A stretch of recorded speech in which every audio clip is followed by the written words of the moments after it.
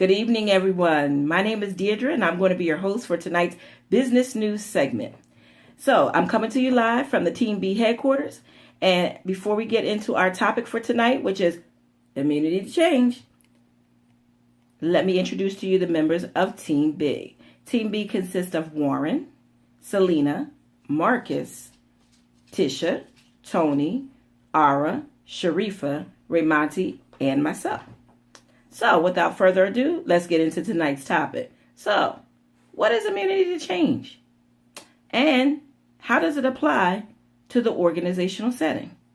Well, immunity to change is a process that helps individuals and leaders reach self-improvement goals by learning to transform their mindsets, their communications, and their behaviors, and also their lives. Well, it's also a process that moves an organization's environment and culture, and it highlights the barriers to becoming successful with implementing change. We all know change is inevitable in every organization. Some people are going to be welcoming and accepting of change, and others are going to be immune to it, especially if the change is sudden. Well, immunity to change can also act as a defense mechanism. It protects us from change. Keegan and Leahy compare resistance to change to the body's own immune system, whose purpose is to protect and defend against foreign invaders. Sometimes the body can even threaten our own good health. It rejects the very same materials that are needed to heal itself, and it puts us in danger. At that point, it isn't really protecting us, but it's more like making a mistake because it doesn't understand that it actually has to just alter the code. And that in an organization, immunity to change causes individuals to proceed with caution, even though the path may be clear. Now, leaders need to be prepared to not only implement change, but also to be able to respond to people's resistance to change. Leaders have to be in communication and provide support to their followers before and after change is implemented. And let's face it, implementing change is not always simple either. Some may have a plan to actually implement it, but then they aren't able to execute it. Or they may try to implement it, but then they find later that the behaviors resurface again. So the only real way to overcome immunity to change is to determine the root cause. So we use a tool that's found in the book, The Immunity to Change, called the Immunity Map. The Immunity Map. The Immunity Map is a tool that's going to help improve and eliminate resistance, as it provides a big picture of how we are working against the very goal that we're trying to achieve. It outlines the commitment for improvement, what the person is or is not doing. It addresses the hidden or competing commitments, and also the big assumptions that keep people from changing. Now, change does not always have to come from the top executive. Change requires contributions from every person, and even the most junior person can spearhead improvements. Now, we interviewed several team members, and we asked them about what is organizational structure and how does it impact one's leadership style and productivity. Well, this is what they had to say. Organizational structure is the way an organization is set up to help it achieve its goals. Real simple. It consists of explicit and implicit institutional rules and policies designed to outline how various work roles and responsibilities are going to be delegated, controlled, and coordinated. It also deals with and determines how information flows from level to level within the company. Leaders are expected to be committed to an organization's mission and ensuring that the goals are met. Now, the common structures for organizational structures, the common structures are functional, which divides the work into departments. Divisional, which structures leadership teams based on projects or product. And then you have matrix, which focuses on providing multiple duties across superiors, divisions, and departments. Now, Kurt Lewis's research back in the 1930s identified 5 different leadership styles. Authoritarian, which is autocratic. Procedural, which is more task-oriented. Transformational, which is charismatic. Participative, which is democratic. And laissez-faire, which is more of a servant leader, one who likes to delegate. Now, later research by Mayer and Salovey introduced the concept of emotional intelligence. But it really wasn't until 2002 when Daniel Goleman reintroduced the concept of emotional intelligence that people really began to take notice. Goleman's research identified 6 different leadership styles that stem from emotional intelligence. You have visionary, coaching, affiliative, democratic, pace setting, and commanding. Now, the first 4 are categorized as leadership styles that resident leaders have because they encourage and inspire employees to think outside the box. They inspire teamwork, they develop others, and promotes collaboration, and they tend to have a more positive effect on employees. Now, the last 2, the ones that operate from a pace setting or commanding style, tend to have more of a negative impact on his or her employees. Why? Because they erode the spirit and confidence in the workplace. Now, leadership styles are situational. One must know when, where, and how to apply them. And that's based on what works best for your organization, its structure, and the culture. Leaders must also recognize that before they can begin to expect their followers to implement change, he or she must continuously, not one time, continuously examine and correct their own flaws. Now, if you have not read this book, It's Your Ship, Team B highly recommends it for any and every leader.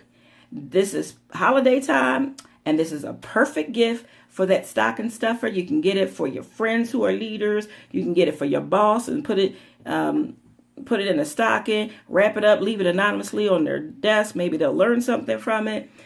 You can get this book through Amazon, or you can even get it through your local eCampus through Pierce. But guarantee we recommend this book for every leader.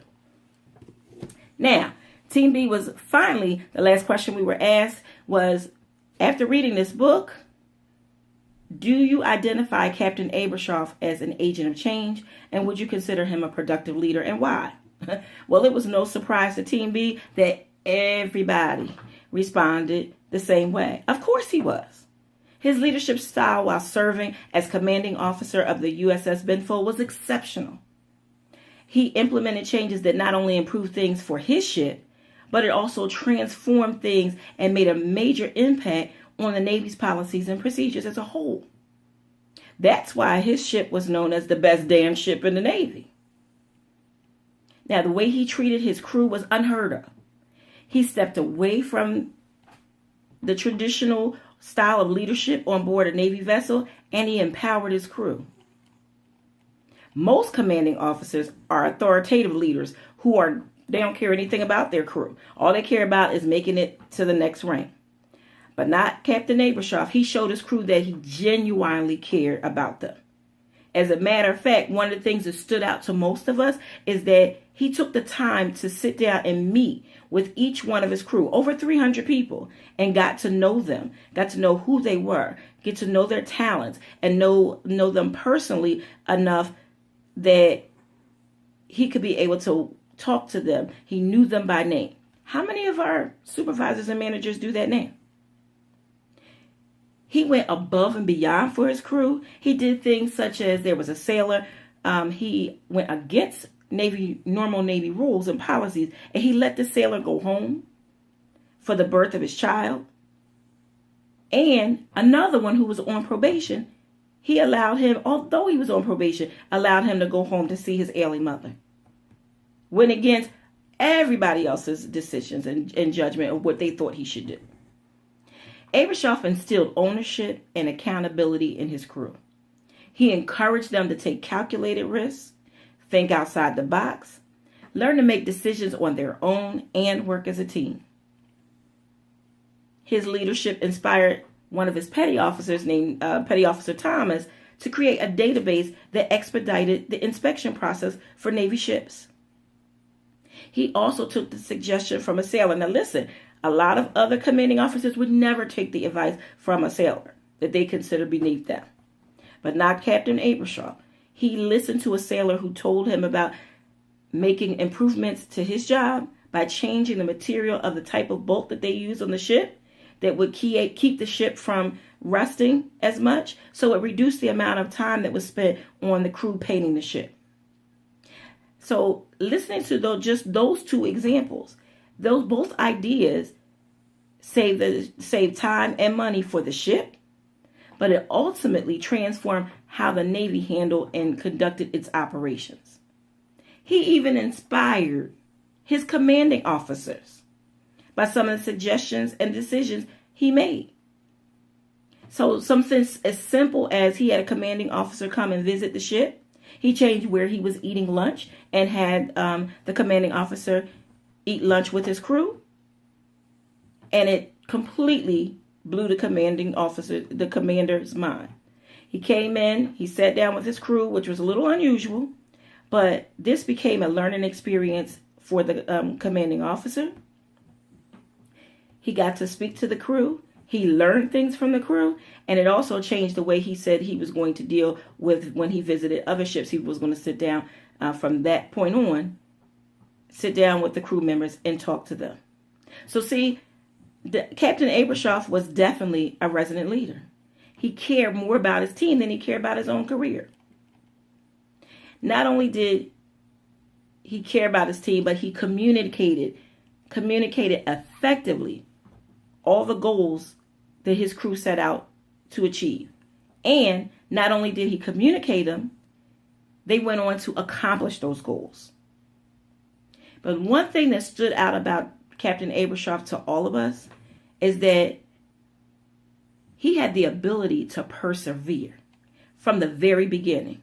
He refused to give up when he was climbing up the ranks in the Navy. And while he stumbled, he ran into some difficulties, he continued to push forward. He also never gave up on his crew. Now, he admitted when he first started in the Navy, it was a little rough in the beginning. But his commanding officers gave him chances, and he benefited from that. His own personal experiences taught him not to give up on his people until he exhausted every opportunity to train them and help them grow. The lessons in this book and in this book are priceless. I'm sure it's going to be the lessons that we learn are going to be, we're going to carry them into our professional lives, but also into our personal lives and careers. And it's going to help us be better leaders. So in closing, I'm going to ask you to do something for me. I'm going to ask you we added a little slideshow just to talk about change.